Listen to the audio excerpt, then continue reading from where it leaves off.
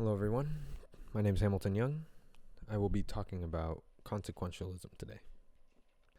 Consequentialism is an ethical theory that judges how good or bad an action is based on the consequences of said actions, not its intentions or rules. One may have heard the phrase, the ends justify the means, depending on the outcomes. This captures what consequentialism is really truly about. The moral theory, first introduced in the 17th century, has grown over time. Many versions have arisen since its foundational ideas were first written. The word consequentialism, though, is fairly new. Many agree that the word was first introduced by a philosopher named Anscombe in his 1958 essay, Modern Moral Philosophy. He used it to critique other theories in ethics.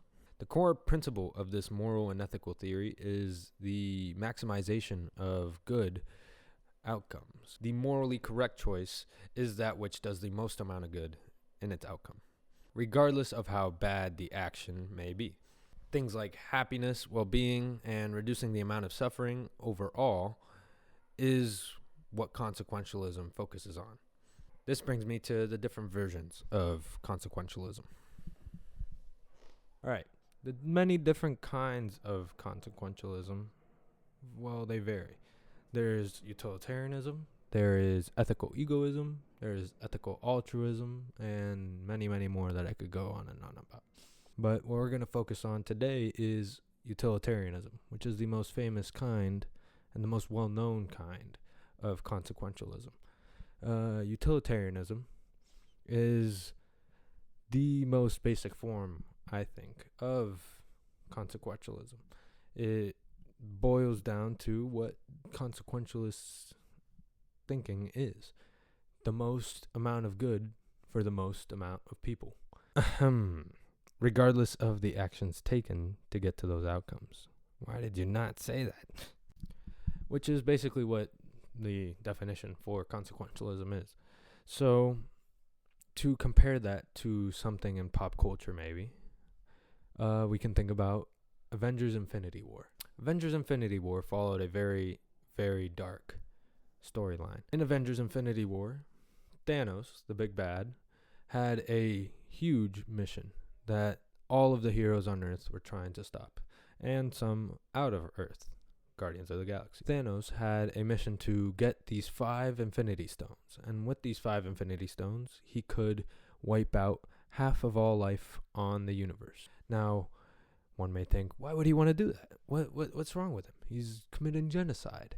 Well, in his eyes, in his utilitarianist view, he thought that by offing half of all life in the universe, he would be saving it from its own demise. A small price to pay for salvation. Saving it from running out of resources to keep happiness flowing throughout all life. He did this on his own planet. Perfectly balanced, as all things should be.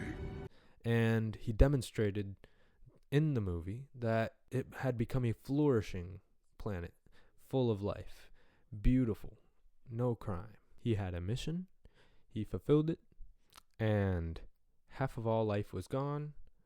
And you could say, on Earth, it was not as happy as he thought it would be. Now, I have some critiques about consequentialists and utilitarianist views. When thinking in this form, you don't look at any of the actions you are doing, like Thanos is.